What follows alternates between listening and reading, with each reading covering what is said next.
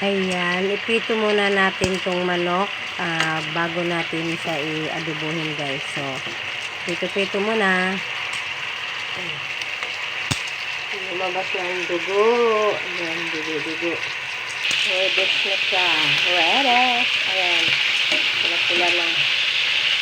Ayan, parang labi lang yan, guys. Pag naglagay tayo ng lipstick, pagpapula-pula muna ng ating mga labi. Ayan, pula-pula na yung ating manok. Harap kasi pag gano'n ito, pag ina-adobo ng ganito, ang manok. Manok. Mas malasa kasi ang manok kapag iprito. Kaya bago natin adobohin, malinamnam talaga ang lasa. Ayan, takpan. Buksan. Iset aside na natin ito. Ano siya?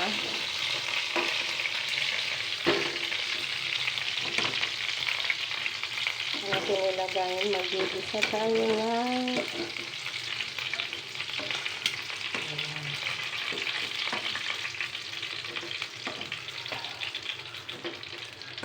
dito natin lulutuin yung dito natin nagigisa yung mga sibuyas.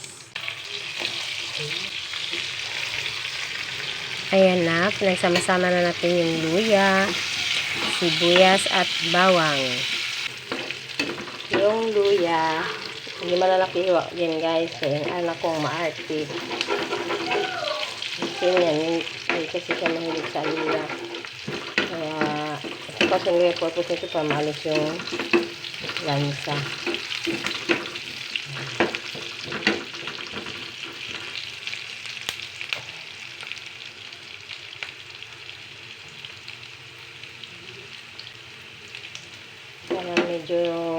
Kaya medyo sunog konti itong ingredients natin.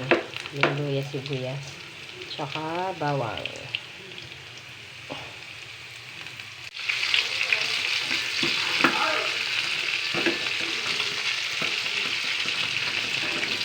Ayan, ilagay na natin yung manok.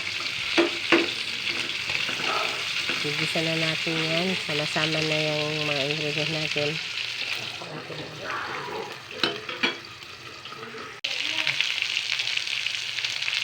Ilalagay na natin yung pinagmarinitan, guys. Ayan.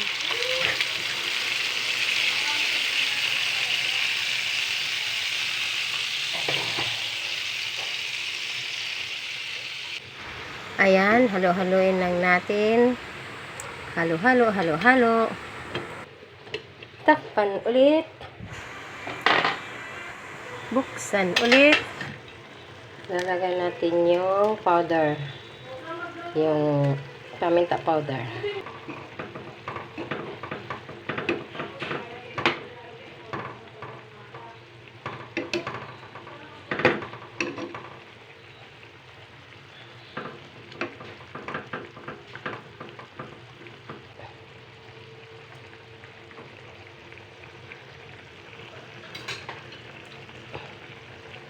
Adobong manok. Yan ang ulam namin ngayong hapunan. Ayan. Tayo na lang natin maluto.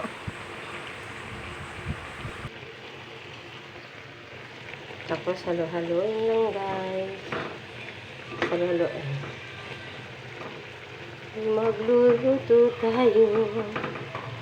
Nilunok kong lahat.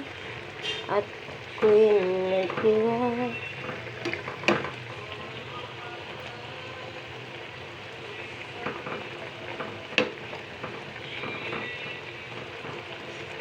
Ayan.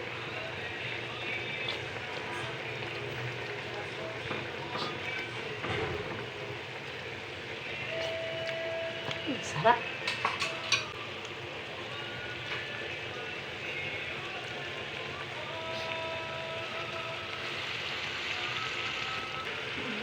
Kamit yung wallet mo.